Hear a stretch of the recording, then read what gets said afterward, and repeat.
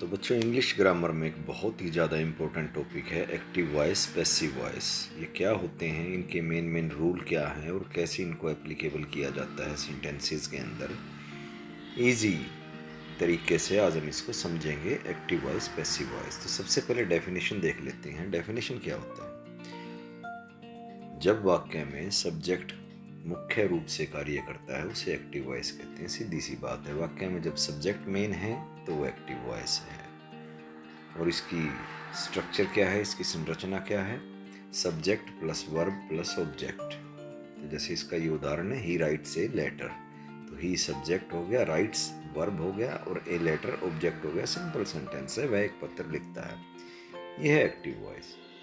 जैसे और इसका एग्जाम्पल हम देख सकते हैं, the dog is chasing the cat, कुत्ता बिल्ली का पीछा कर रहा है। ये तो एग्जाम्पल है आपके एक्टिव वॉइस के। अब मेन बात है, एक्टिव में पैसिव क्या होता है।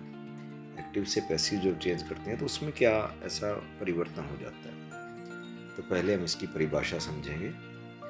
जब वाक्य में सब्जेक्ट यानी कर्ता पर ध्यान देने की बजाय एक्शन यानी कार्य पर ध्यान दिया जाता है तो उसे पैसिव वॉइस कहा जाता है। एग्जाम्पल से इसको क्लियर कर लेंगे हम। जैसे एग्जाम्पल है इसका, एक्टिव तो था हमारा ही राइट्स ए लेटर, और पैसिव क्या बन गया हमारा, a letter is written by him. Active था हमारा ही राइट्स ए लेटर, जिसमें सब्जेक्ट भी है, वर्ब भी है और ऑब्जेक्ट भी है।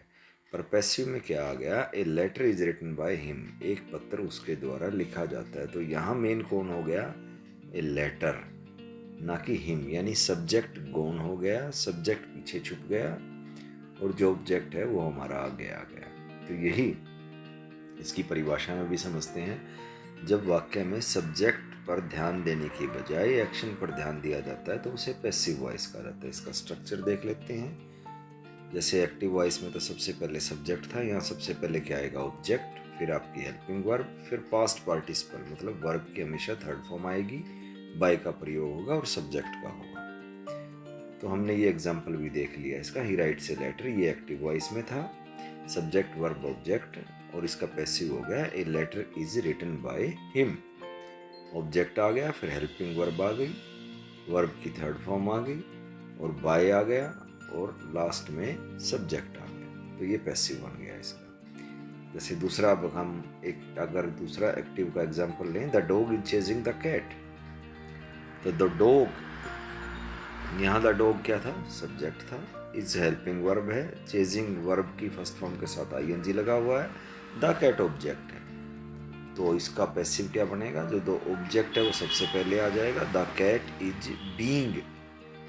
अब बच्चों, प्रेजेंट टेंस में अगर हम देखें कि एक्टिव को पैसिव में कैसे चेंज करेंगे, टेंस वाइज परिवर्तन क्या होता है, तो एक्टिव के अंदर तो आपको पता है, जो सिंपल प्रेजेंट टेंस है उसमें पहले सब्जेक्ट आता है, फिर वर्ब आती है बेस फॉर्म, उसके साथ एसीआईएस लगता है और फिर ऑब्जेक्ट लगता है। पैसिव में क्या हो जाएगा, ऑब्जेक्ट पहले आ जाएगा, बेस फॉर्म के साथ एसीआईएस है तो वो कन्वर्ट हो जाएगी एसीआईएस इजएमआर में, फिर वर्ब की हमेशा थर्ड फॉर्म आएगी, बाय का प्रयोग होगा और सब्जेक्ट आएगा लास्ट में। ये ध्यान रखना है आपने स्ट्रक्चर। जैसे हम एग्जांपल के तौर पे इसको ले, एग्जांपल क्या है, शी हेल्प्स मी, शी क्या हो गया, यहाँ सब्जेक्ट हो गया, शी क्या हो गया, सब्जेक्ट हो गया, हेल्प्स क्या हो गया, वर्ब की फर्स्ट फॉर्म है, उसके साथ बेस फॉर्म के साथ एसीआईएस लग गया और मी क्या हो गया, ऑब्जेक्ट हो गया। और इसको पैसिव में कैसे चेंज करेंगे हम, पैसिव में इसको चेंज करेंगे, जो ऑब्जेक्ट था वो सब्जेक्ट बन गया और इजएमआर कहा था, उसके बाद वर्ब की हमेशा थर्ड फॉर्म आएगी, बाय का प्रयोग होगा, और जो अब पहले सब्जेक्ट था शी था वो अब क्या बन गया, ऑब्जेक्ट बन गया, आई एम हेल्प्ड बाय हर। तो object plus is am are plus verb की थर्ड फॉर्म प्लस बाय का प्रयोग प्लस सब्जेक्ट, जो इसमें यहाँ दिखाया गया है, object plus is am are plus verb की थर्ड फॉर्म प्लस बाय का प्रयोग plus subject. Present continuous tense में हम देख लेते हैं। प्रेजेंट कॉन्टिन्यूअस टेंस में क्या होगा, इसका सबसे पहले सब्जेक्ट आएगा आपका, जो सिंपल प्रेजेंट कॉन्टिन्यूअस टेंस है, उसके बाद इजएमआर का प्रयोग होगा, वर्ब की फर्स्ट फॉर्म के साथ आईएनजी लगेगी, फिर ऑब्जेक्ट लगेगा। इसका पैसिव क्या बनेगा, ऑब्जेक्ट हमेशा पहले आता है पैसिव में, पैसिव में ऑब्जेक्ट पहले आ गया, फिर इजएमआर आ गया, फिर बीइंग आ गया, ऊपर एग्जांपल था एक बीइंग वाला, बीइंग आ गया, फिर वर्ब की हमेशा थर्ड फॉर्म लगेगी, बाय का प्रयोग होगा और लास्ट में सब्जेक्ट आएगा। एग्जांपल से ज़्यादा क्लियर होगा आपको। जैसे मान लो ये एग्जांपल है कि he is reading a book. He यहाँ क्या है, सब्जेक्ट है। इज़ क्या है, इज़ एम आर में से इज़ है। रीडिंग मतलब वर्ब की फर्स्ट फॉर्म के साथ आईएनजी है। ए बुक ऑब्जेक्ट है, वह किताब पढ़ रहा है। पैसिव क्या होगा, ए बुक से स्टार्ट होगा, मतलब जो एक्टिव में ऑब्जेक्ट है वो पैसिव में सब्जेक्ट बन जाएगा। तो वो ऑब्जेक्ट पहले आ गया, इज बीइंग आ गया। जो रीडिंग था ना, इज बीइंग आ गया। इज हमारी इज बीइंग में बदल गया। रीडिंग का वर्ब की फर्स्ट फॉर्म रीड थी, तो रीड का रेड बन गया। वर्ब की थर्ड फॉर्म बाय का प्रयोग हिम लास्ट में आ गया। ही का बन गया हिम। एक किताब उसके द्वारा पढ़ी जा रही है। प्रेजेंट परफेक्ट में भी ऐसा ही कुछ है। प्रेजेंट परफेक्ट में क्या आएगा, पहले सब्जेक्ट है, फिर हैज हैव है, फिर वर्ब की थर्ड फॉर्म है, प्लस ऑब्जेक्ट है। ये प्रेजेंट परफेक्ट का स्ट्रक्चर है टेंस का। अगर उसको पैसिव में बदलेंगे तो ऑब्जेक्ट हमेशा पहले आ गया। हैज हैव किस में बदल गया, हैज हैव बीन में। और आपकी वर्ब की हमेशा थर्ड फॉर्म बाय, और लास्ट में सब्जेक्ट। एग्जाम्पल से और क्लियर हो जाएगा। She has written a story, subject आ गया, हैज आ गया, वर्ब की थर्ड फॉर्म आ गई, ऑब्जेक्ट आ गया। ऑब्जेक्ट से स्टार्ट करेंगे। ए स्टोरी हैज बीन, ऊपर अगर आपने देखा होगा हैज हैव बीन में बदल जाता है, तो a story has been written by her. ये क्लियर हो गया आपको। पास्ट टेंस में अब क्या होगा, सिंपल पास्ट टेंस का क्या स्ट्रक्चर होता है। सिंपल पास्ट टेंस में हमेशा क्या होता है, सब्जेक्ट होता है, वर्ब की सेकंड फॉर्म होती है और ऑब्जेक्ट होता है। उसका पैसिव क्या बनेगा, ऑब्जेक्ट। वर्ब की सेकंड फॉर्म है तो पहले आ जाएगा वाज वर। वर्ब की सेकंड फॉर्म किस में बदलेगी, वाज वर में। और जो बेस फॉर्म है, बेस वर्ब की जो फॉर्म है वो वर्ब की हमेशा थर्ड फॉर्म में बदल जाएगी। बाय का प्रयोग होगा, सब्जेक्ट आ जाएगा। एग्जाम्पल से और क्लियर हो जाएगा। He completed the project, example क्या है, he completed the project. Subject आ गया ही, कंप्लीटेड वर्ब की सेकंड फॉर्म है, द प्रोजेक्ट ऑब्जेक्ट है। पैसिव क्या हुआ, द प्रोजेक्ट जो ऑब्जेक्ट था सब्जेक्ट की जगह आ गया। सबसे पहले ऑब्जेक्ट आ गया, यानी वर्ब की सेकंड फॉर्म थी तो वाज वर आएगा। द प्रोजेक्ट आपका सिंगुलर है तो वाज आ गया। और कंप्लीटेड वर्ब की थर्ड फॉर्म बाय का प्रयोग, और हिम। ही किस में बदल गया, हिम में बदल गया। ही किस में बदल गया, हिम में। परियोजना उसके द्वारा पूरी की गई। पास्ट कंटिन्यूअस टेंस में क्या है, सब्जेक्ट आया आपका, सब्जेक्ट के बाद क्या आता है, वाजवर आता है। वाजवर के बाद वर्ब की फर्स्ट फॉर्म के साथ आईएनजी लगती है प्लस ऑब्जेक्ट। पैसिव में क्या आ जाएगा, ऑब्जेक्ट हमेशा पहले, वाजवर तो रहेगा ही रहेगा, उसके साथ बीइंग और लग जाएगा। वर्ब की हमेशा थर्ड फॉर्म, बाय का प्रयोग, सब्जेक्ट। एग्जांपल देख लेते हैं फटाफट। एग्जांपल में क्या है, दे वर वाचिंग ए मूवी, एक मूवी देख रहे हैं। सब्जेक्ट है, वाजवर में से वाज है, वर्ब की फर्स्ट फॉर्म के साथ आईएनजी है, ऑब्जेक्ट है। सबसे पहले ऑब्जेक्ट से शुरुआत होगी, ए मूवी से। A movie was being watched by them. They का देम बन गया। वाज के साथ हमेशा बीइंग लगेगा, वर्ब की थर्ड फॉर्म लगेगी, बाय का प्रयोग, और देम। एक फिल्म उनके द्वारा देखी जा रही है। पास्ट परफेक्ट टेंस में क्या है, पास्ट परफेक्ट टेंस में स्ट्रक्चर आपको पता ही होगा। सब्जेक्ट आता है, हेड आता है, वर्ब की हमेशा थर्ड फॉर्म, ऑब्जेक्ट। पैसिव क्या बनेगा, ऑब्जेक्ट हमेशा पहले आएगा, हेड का हेड बीन बन जाएगा, वर्ब की हमेशा थर्ड फॉर्म रहेगी, बाय का प्रयोग होगा, और सब्जेक्ट लास्ट में। एग्जाम्पल देख लेते हैं। एग्जाम्पल से क्लियर हो जाता है। She had cleaned the room, subject, ये शी सब्जेक्ट है, हैड वर्ब की third form, the room object.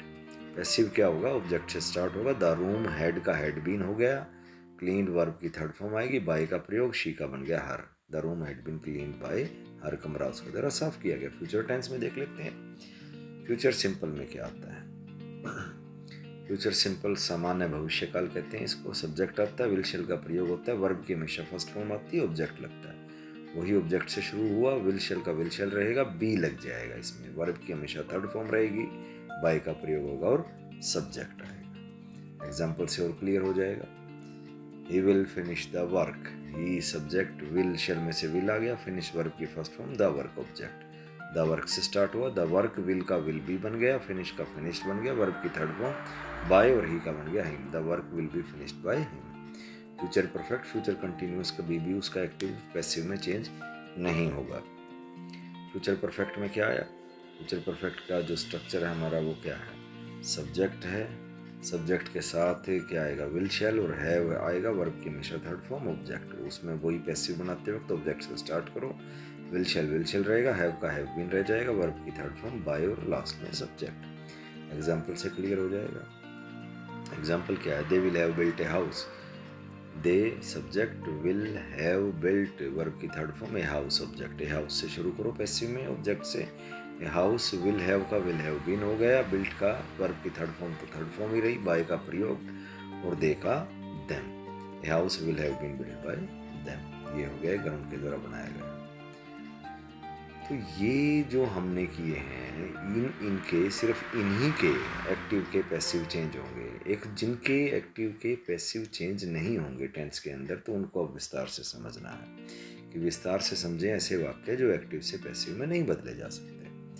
तो क्या कह रहा है इसमें, पैसिव बनाने के लिए, इसको समझो बेटा, पैसिव वॉइस बनाने के लिए यह जरूरी है कि वाक्य में एक ऑब्जेक्ट हो। यदि वाक्य में ऑब्जेक्ट ही नहीं है या वर्ब क्रिया की प्रकृति ही पैसिव वॉइस नहीं बनने देती, तो उसे पैसिव में नहीं बदला जाता।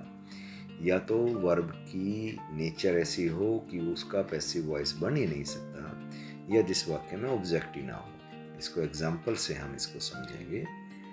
जैसे सबसे पहले क्या कह रहा है, अगर अकर्मक क्रिया हो, अकर्मक क्रिया हिंदी में कहते हैं, इंग्लिश में कहते हैं इसको इंट्रांजिटिव वर्ब, यानी कि नो सब्जेक्ट नो पैसिव। जब किसी वाक्य में क्रिया वर्ब अकर्मक होती है, यानी उसका कोई सीधा ऑब्जेक्ट कर्म नहीं होता, कर्म का प्रभाव किस पर पड़ता है ये हमें पता ही ना हो, तो उसे पैसिव में नहीं बदला जा सकता। जैसे एग्जाम्पल से अगर हम इसको समझें, तो एग्जाम्पल क्या हुआ, एक्टिव क्या हुआ, ही स्लीप्स अर्ली, वह जल्दी सोता है। पैसिव नॉट पॉसिबल, नहीं बनाया जा सकता। जैसे दूसरा एक एक्टिव देखें, शी रन्स फास्ट, तेज दौड़ती है, पैसिव नॉट पॉसिबल। अब ये देखो क्यों नहीं बदला जा सकता, क्योंकि जो स्लीप है और जो रन्स है ऐसी वर्ब है, जो स्लीप है और रन है ऐसी वर्ब है जिसमें कोई ऑब्जेक्ट नहीं है। इसका प्रभाव किस पर पड़ रहा है, स्लीप का, रन का, किसी पर नहीं पड़ रहा। तो पैसिव वॉइस बनाने के लिए वर्ब के बाद ऑब्जेक्ट होना जरूरी है, ताकि उसे सब्जेक्ट बनाया जा सके। अगर ऑब्जेक्ट ही नहीं होगा तो सब्जेक्ट कैसे बनाएंगे, क्योंकि पैसिव के लिए जो ऑब्जेक्ट होता है, एक्टिव में जो ऑब्जेक्ट होता है, पैसिव में वही सब्जेक्ट बनता है। तो इस चीज़ को ध्यान में रखना। और हम देखें, शी रीड्स ए बुक, जैसे ये है शी रीड्स ए बुक, तो यहाँ ए बुक क्या है, ये ऑब्जेक्ट आ गया, तो हमने कह दिया ए बुक से स्टार्ट कर दिया, a book is red bye हर। लेकिन शी रन्स फास्ट में कोई ऑब्जेक्ट नहीं है, इसलिए उसे पैसिव में नहीं बदला जा सकता। तो इसको ध्यान में रखना। बिना क्रम वाले वाक्य, सेंटेंस विदाउट ऑब्जेक्ट, तो पैसिव वॉइस तभी संभव है जब वाक्य में कोई ऑब्जेक्ट हो, क्योंकि पैसिव में ऑब्जेक्ट ही सब्जेक्ट बनता है। दे अराइव्ड लेट, ऐसे ही एग्जाम्पल है जैसा हमने ऊपर बताया बगैर ऑब्जेक्ट वाले। अराइव्ड लेट, इसमें भी कोई ऑब्जेक्ट नहीं है, not possible. She goes to school, इसमें भी कोई ऑब्जेक्ट नहीं है, इसलिए ये पॉसिबल, इसका नहीं बदला जा सकता। अराइव्ड और गोज वर्ब है, लेकिन इनके बाद कोई ऑब्जेक्ट नहीं है। यदि ऑब्जेक्ट होता तो पैसिव में बदला जा सकता था। तो ये बार बार वही बातें आ रही हैं। जैसे she eats an apple, an apple क्या है, ऑब्जेक्ट है, तो an apple is eaten by her. She goes to school में स्कूल ऑब्जेक्ट नहीं है, बल्कि प्रीपोजिशनल फ्रेज है, इसलिए इसे पैसिव में नहीं बदला जा सकता। तो ये ऐसे, और इसका एक्सेप्शन क्या हो सकता है, अपवाद क्या हो सकता है जिसमें एक्टिव का पैसिव नहीं बनता। तो स्टेटेटिव वर्ब, स्थिति दर्शाने वाली क्रियाएं, ऐसी क्रियाएं, ऐसी वर्ब जिसमें स्थिति दिखाई जाती है, जैसे स्टेट दिखाई गई हो, पोजीशन दिखाई गई हो, सेंस दिखाई गई हो। और समझते हैं इसको, कुछ वर्ब ऐसी होती हैं जो किसी स्थिति, स्टेट, स्वामित्व, पोजीशन या इंद्रियों यानी कि सेंसेस से जुड़ी हुई होती हैं, ये एक्शन नहीं होती, इसलिए इन्हें पैसिव में नहीं बदला जा सकता। एग्जाम्पल से और क्लियर हो जाएगा। एक्टिव, जैसे ही एज ए कार, उसके पास एक कार है, पोजीशन वाला वाक्य आ गया। तो जैसे ये हमारा क्या आ गया, हैज आ गया इसमें, तो ये पोजीशन वाला है। स्टेट हो, पोजीशन हो, सेंस हो, तो उसमें भी एक्टिव का पैसिव नहीं आएगा। तो ही एज ए कार इसका पॉसिबल नहीं है। शी नोज मी, तो वह मुझे जानती है, तो ये भी नहीं बदलेगा, नॉट पॉसिबल, इसका नहीं होगा। तो active, I resemble my father, मैं अपने पिता जैसा दिखता हूँ, नॉट पॉसिबल, क्यों नहीं बदला जा सकता, अब इसको ये समझो। हैव, नो, रिजेंबल जैसे वर्ब किसी एक्शन क्रिया को नहीं दर्शाते बल्कि एक स्थिति को, मतलब ये एक्शन वर्ड नहीं है, ये हैव, नो, ये एक्शन वर्ड नहीं है।